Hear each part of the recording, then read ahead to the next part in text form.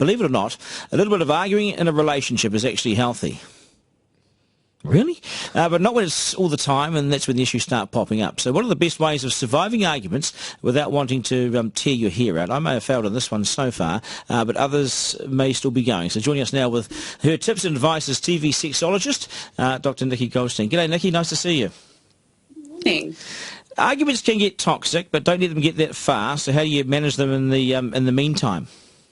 I think the best way is to actually look at the patterns, how you argue. So especially in a long-term relationship, it might not actually be about what you're arguing about, but it's more about someone's reaction. So if someone's saying you're really overreacting, or someone's shutting down when you're getting emotional, it's really good to address those patterns, because if you can address those patterns, then you can discuss things in a more healthy way.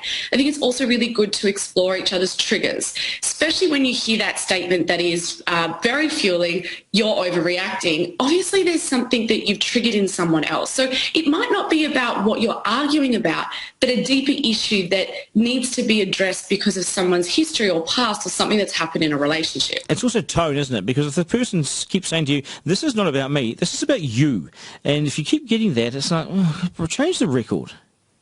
Well, that goes into the pattern. So if you feel really triggered when someone says to you, it's not about me, it's about you, then when you're not having an argument, you need to discuss that and say things like, when you say that, it really triggers me and I get really emotional. Because what actually happens is that you're arguing about the argument. You're not actually arguing about... You might cause the argument to restart. Yeah. Yeah, you just started another one.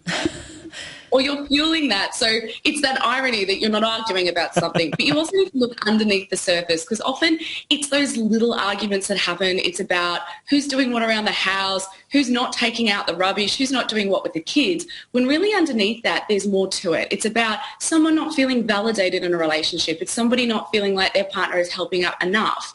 And you stew on that and stew on that, and then something happens and you're off. So it's really that combination of things that you really need to address when you're not having an argument, so that when you do and they're normal and natural, you can have it in a healthy way.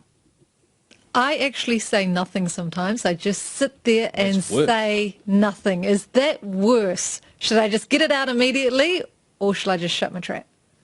I'm not a fan of the silence, because I think if you're with somebody that really wants you to communicate, then by you shutting down, you just actually might be angering them more. So it's important to say something, but if you do need a break and you think, I'm not really sure what to say, then that's okay as well. You can say to your partner, I'm not really sure how to respond to that. Can you give me a few minutes, or can you give me some time just to be by myself so I can think about it and digest, and then let you know how I feel about it? Good advice. Nikki, thank you so much. Always good to catch up on the program.